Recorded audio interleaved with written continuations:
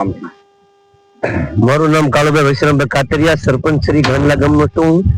તો અમારે એવી સમસ્યા એક જ છે કે જો તમે નહીં કઈ ફાટક નું અમારું સોલ્યુશન આવે તો અમે ગાંડલા ગામના નાનાથી મોટા બૈરાઓ, છોકરાઓ, ભાઈઓ બધા આંદોલન કરશું. પછી ત્યારે ની કોઈ તકલીફ પડે તો જવાબદાર સરકાર શ્રી રહેશે. કેટલા ખેડૂતની જમીન ઓછામાં 55 ખેડૂતની છે. 50 થી 55 ખેડૂત. ફાટક 24 કલાકમાં 12 કલાક ખુલ્લું રહેશે, 12 કલાક બંધ રહેશે. રાત્રે 7 થી 8 થી સવારના 8 સુધી બંધ રહેશે. તો માણસને જવું કઈ રીતે? મુશ્કેલી કેટલી છે. રાત્રે અમારા ખેડૂતને આવવું જવું, અમારા ભાગ્યા તકલીફ વાળું હોય, પ્રેગ્નેન્ટ બેનું હોય તો હું ક્યારે અમારે વિચારવું?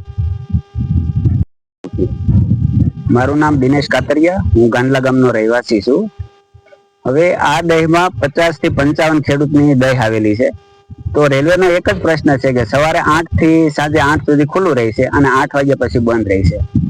હવે અહીંયા ભાગ્યા હોય, એ લોકોને બૈરાઓ કે માતાઓ પ્રેગ્નેન્ટ હોય તો એને દવાખાને જવા માટે બહુ વધારે પ્રોબ્લેમ થાય છે.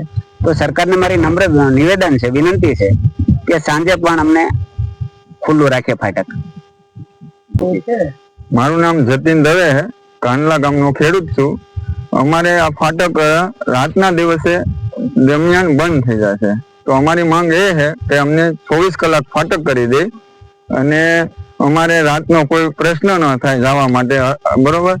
અને અમારે કોઈ ભાગીદાર અહીંયા રહેવા કોઈ તૈયાર નથી. અમારો ભાગ મૂકીને ભાગ્યા વ્યાજ હશે કે ભાઈ રાતે અમારે જવું હોય તો કઈ રીતે જવું. અને સવારમાં 7 વાગે તો પાવર આવે છે, તો આ ફાટક 8 વાગે ખુલે છે.